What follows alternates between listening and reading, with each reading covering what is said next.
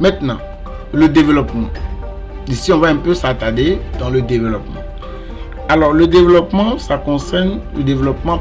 Si nous sommes dans un sujet type thèse-antithèse, on sera donc confronté à deux pensées ou bien deux thèses qui seront opposées. Voyez. Ok, dans ce cas, on aura deux parties dans le développement.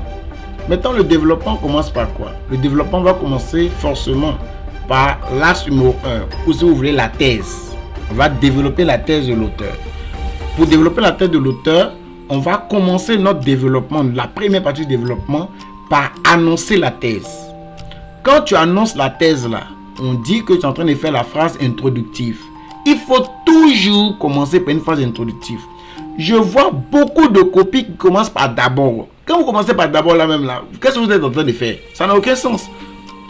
Vous devez toujours introduire l'annonce de la thèse. Vous devez toujours annoncer la thèse. Toujours annoncer la thèse. Et c'est ce que j'appelle ici phrase introductive. La phrase introductive, elle est obligatoire. Obligatoire. Je vous en supplie. Obligatoire. C'est lorsqu'on a annoncé la thèse, maintenant qu'on va la développer. Et pour la développer, on va se baser sur des arguments, des explications et des exemples. Donc, après l'annonce de la phrase introductive, on va utiliser un argument, deux arguments, trois arguments. Vous comprenez? Donc, le premier argument, vous annoncez l'argument, vous expliquez l'argument et vous annoncez donc votre exemple ou votre illustration. Ça, c'est la première étape. Deuxième étape, argument numéro 2, vous faites encore pareil avec l'argument numéro 1. Donc, argument numéro 2, explication de l'argument, exemple de l'argument. Troisième, argument numéro 3, explication de l'argument, exemple de l'argument. Et enfin, un développement. La première partie du développement se termine toujours par la conclusion partielle plus la transition. La conclusion partielle, c'est le petit bilan qu'on fait de tout ce qu'on vient de voir ici, là. Vous voyez? Et la transition, c'est la phrase qui va annoncer l'axe numéro 2, qu'on verra tout à l'heure. L'axe numéro 2. Elle peut se faire sous la forme interrogative comme sous la forme affirmative. Ça dépend de comment vous allez l'annoncer. Et on va voir tout ça dans la phase pratique.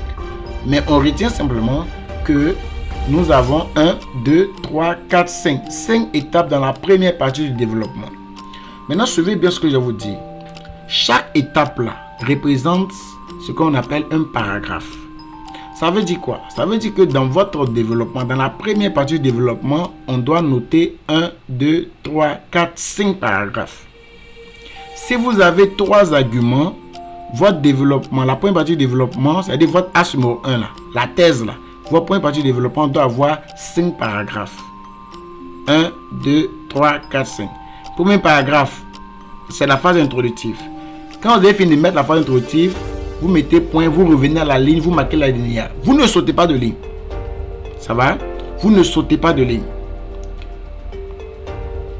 Entre l'introduction et le développement, on va sauter 2 lignes.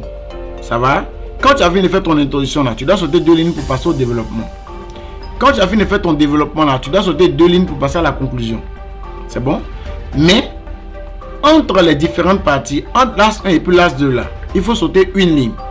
Maintenant, pour sauter une ligne là, il faut d'abord, avant tout, après avoir fini la conclusion partielle et la transition, c'est là et là seulement que vous sautez une ligne pour passer à l'as numéro 2. Maintenant, la phrase introductive là, quand vous avez fini de mettre la phrase introductive, vous mettez point, vous revenez à la ligne, marquez la linéa.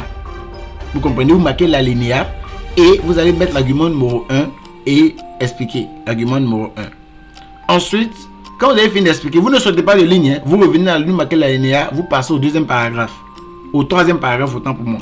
Ensuite, quatrième paragraphe et cinquième paragraphe. Donc, chaque paragraphe là, on revient à la ligne, on marque la linéa.